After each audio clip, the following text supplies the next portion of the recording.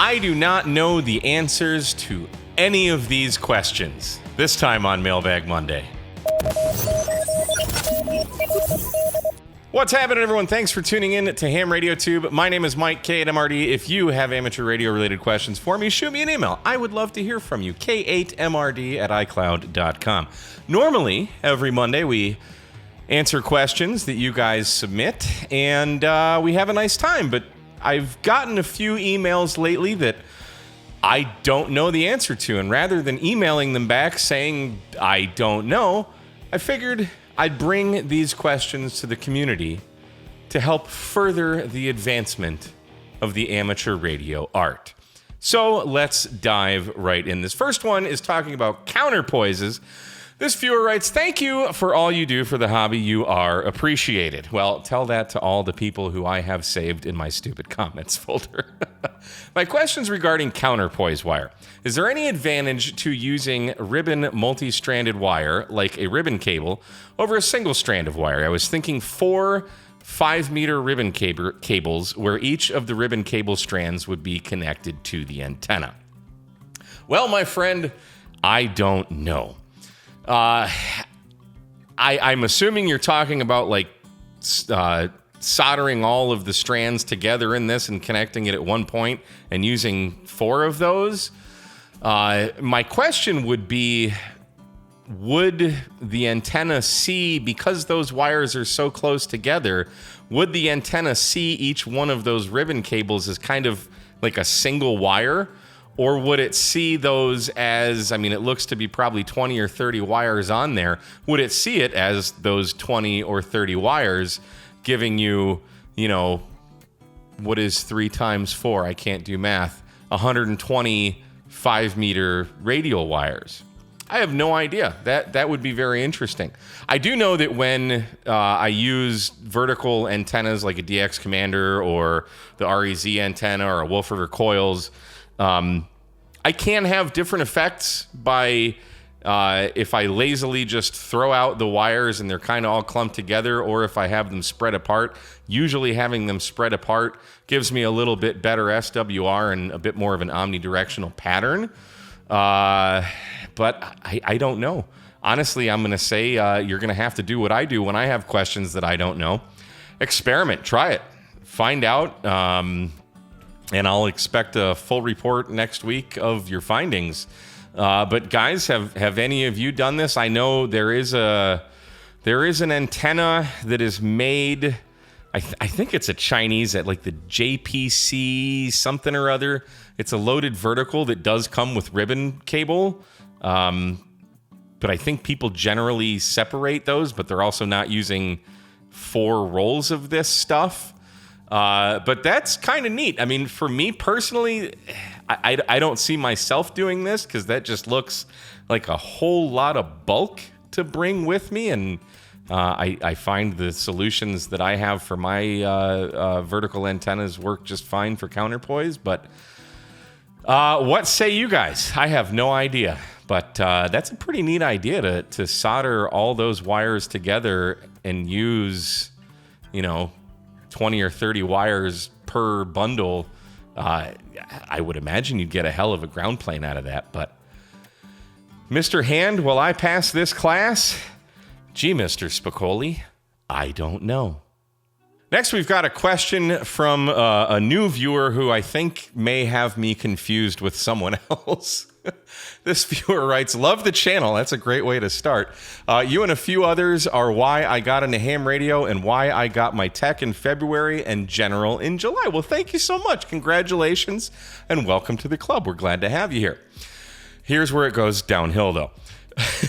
Would love to have you cover my question as part of Mailbag Monday. So here's that part. I can do that. Or even work with you to bring an idea I have to life. Here's the idea. I have an ambient weather station and do a lot of Skywarn. I'm even an NCS for Collin County here in Texas. I want to create an API that says when weather station records any of the following scenarios during severe weather, create and populate a WinLink, there's strikes 2 and 3 right there, template with the appropriate weather information. You know what I do? I look out the window. It's gray and cloudy and the trees are shaking there, so it's kind of crummy out. This way, every scenario that needs to be recorded and sent via WinLink can happen semi-automatically so that once I fire up my HF radio and connect to a WinLink server, the email gets sent. Thoughts on this question or a fun collaboration project? So thanks for writing in. First off, I don't even know what the hell an API is. I am not a computer guy at all. I'm dumb enough to struggle my way through the programs and tutorials that I have done on computers, but my background is in sales, and I sold tile and stone. Not a computer guy. I have no idea what an NCS is either, so yeah. I've mentioned before, people have asked me about WinLink. I'm good enough at ignoring the hundreds of emails that I get from YouTube and viewers on a regular basis. I have no desire to check email on ham radio. It's just not something that interests me. However, I do recognize the use for it, unlike APRS. So it's not stupid to me or worthless. It has value, but I'm not the guy to talk to. But I know there's probably a lot of very qualified people that are watching this that are probably have their spidey senses tingled by this question. So my advice, you guys get together in the comments, talk about it, figure out how to get a hold of each other, because I do try and keep these comments anonymous, just for, privacy's sake. But you guys can figure it out there in the comments. One person, there's two people that come to mind that I would really ask. Number one would be Jason KM4ACK. He does WinLink, he does programming and stuff. This would maybe be up his alley.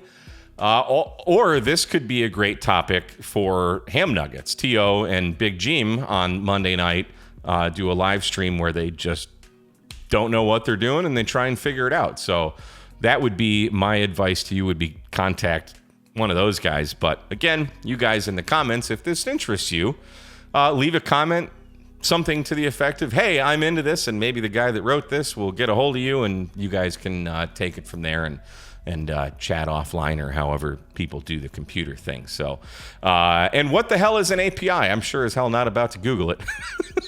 So leave in a comment. Automatic packet indicator. I have no idea. But thanks for writing in. I hope this gets out to the right people and you get to do whatever the heck it is you're talking about doing. Lastly, we've got a question about RF dead zones. This viewer writes, "Hi Mike, my name is Tim and I came across your YouTube channel." Well, that's great. I've been around radio for over 30 years and I have a problem that I can't nail down. After 21 years of military comms, thank you very much for your service, I've run into some pretty strange situations involving HF. Things like comms working when they absolutely should not, and vice versa. Story of my life. I'm currently living in southern Germany in a 2-story apartment. My place is on the 2nd floor. I'm running the Kenwood TS480HX into a Diamond BB6WS and Fedwire antenna. It is installed with the peak being about 15 high.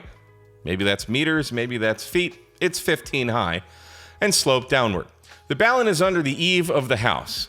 My problem is that I rarely hear any SSB voice QSOs on any band. Even when I know the band is open, I get nada. I've tried different radios and antennas, vertical, dipole, etc., all with the same results. My question to you is, have you ever heard of an SSB dead zone or any other phenomenon that would cause me to be SSB deaf?